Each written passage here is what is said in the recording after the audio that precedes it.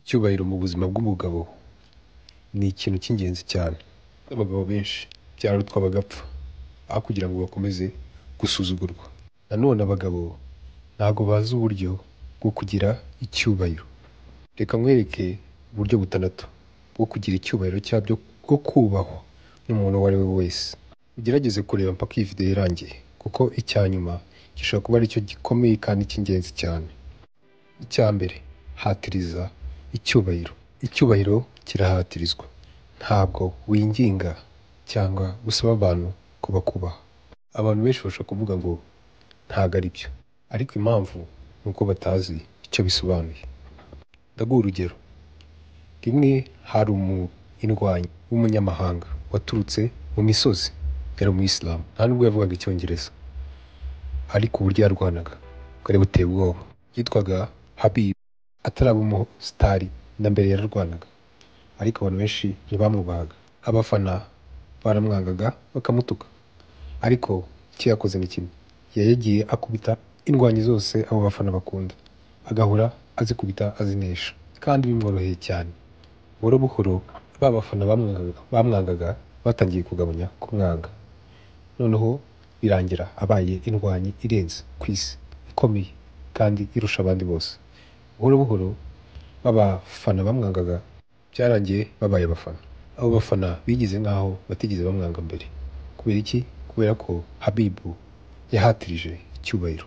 Aba bafana ntabwo ari abazi amaso ku maso, ariko yahatirije ko bamwubaha binyuze mu gukubita indwanyi zabo bakundaga cyane. Iyo ushaka kugira icyubahiro uragihatiriza mu isi, biciye mu kugira ubumenyi bwinshi n'ubuhanga. Aho ngaho ugatuma abantu bakubaha. Tekereza umushoramari cyangwa rwiyemezamirimo, bizinesi yewe cyangwa ibyo akora bihora bipfa.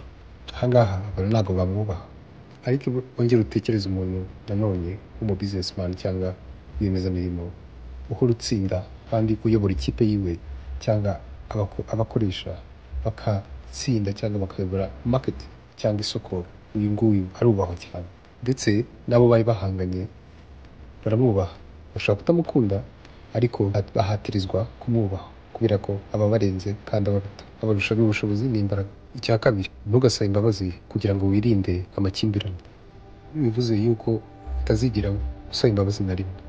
Nukora ikintu kibi ubibone ubisabire imbabazi mu gihe uhemutse, ariko niba wumva bidakwiye gusaba imbabazi ntubikore. Ibi ni ibintu by'abagore, ntabwo ari ibintu by'abagabo. Urabona, abagore batinya kubabaza abandi bantu ndetse n'amarangamutima yabo, bakirinda n'amakimbirane.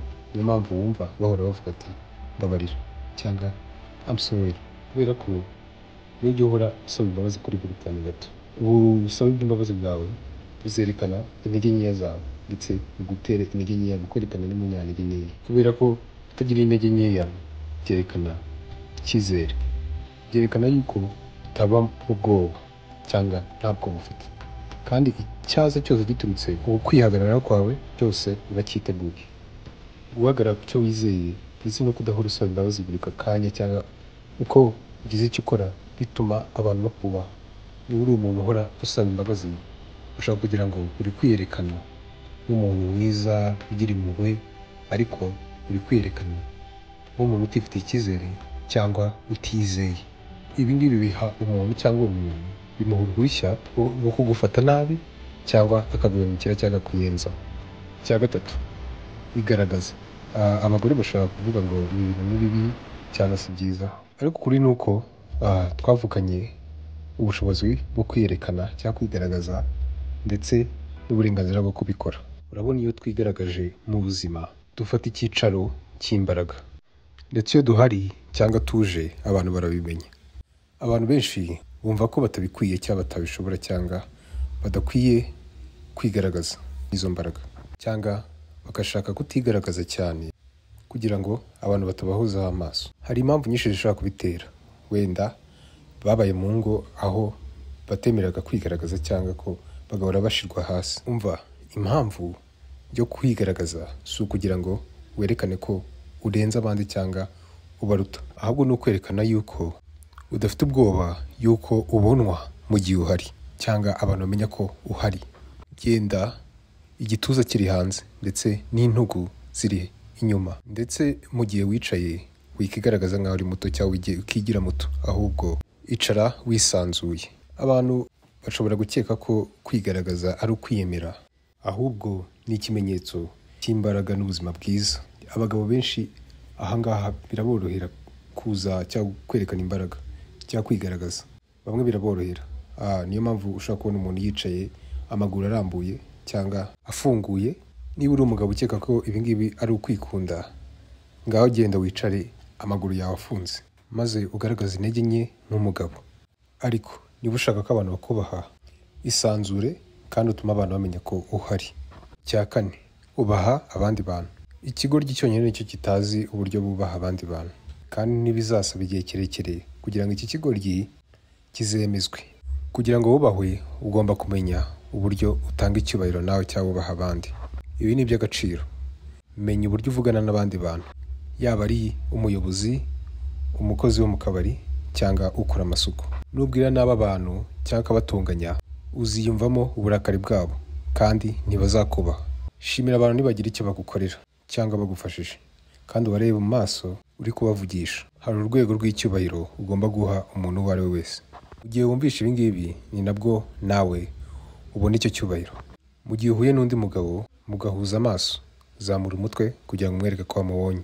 Nugirana gahunda n'umuntu uyubahirize. Kuba uwo kwizerwa byerekana icyubahiro ku gihe cy'abantu, bikanerekana yuko wakoresheje imbaraga kugira ngo uhabe. Icya gatanu, imbaraga zihoraho. Abantu bose bubaha abakomeye, ni ikintu kitakirengagizwa. Imbaraga zigira agaciro iyo zihoraho. Kugira ngo imbaraga zigire icyo zihindura ku bantu cyangwa zibakoraho, zigomba kuba atari ikintu kiba rimwe. Kugira ngo ugire imbaraga zihoraho ugomba kugira kwihangana. Kwihangana gutera kwiga ndetse no guhora ugira icyo wiyunguraho buri gihe bihoraho. Imbaraga ziva mu bice byose by'ubuzima. Gutuma abantu bakora icyo ushaka byerekana imbaraga. Gukomera cyangwa guterura ibyuma cyangwa gukora siporo nabwo ni ubundi buryo bw'imbaraga. Hari n'ubundi buryo bwinshi bw'imbaraga. Uko uhora ugera ku bundi nibyo byerekana imbaraga ndetse abantu bakakubaha. Rero gerageza kuba hari ikintu uhora wiyunguraho ndetse ukomere mu bice byose by'ubuzima bwawe. Ntabwo byoroshye, ariko nta kintu kimara igihe kiza byoroshye. Cya gatandatu, iyubahe. Niwifata n'igicucu uzafatwa nk'igicucu. Abantu benshi bashaka icyubahiro mu bandi, ariko nabo ntibiyubaha. Iyubahe mbere na mbere, nibwo n'abandi bazakubaha. Ntutume abantu batuma ukora ibintu uko babishaka, cyane cyane iyo uri kubikora kugira ngo bakwemere. Ahubwo baho uvugisha ukuri kandi wiyubahe, utiriwe ureba ibyo abandi bantu bavuga cyangwa batekereza. Murakoze rero, nawe ubutaha.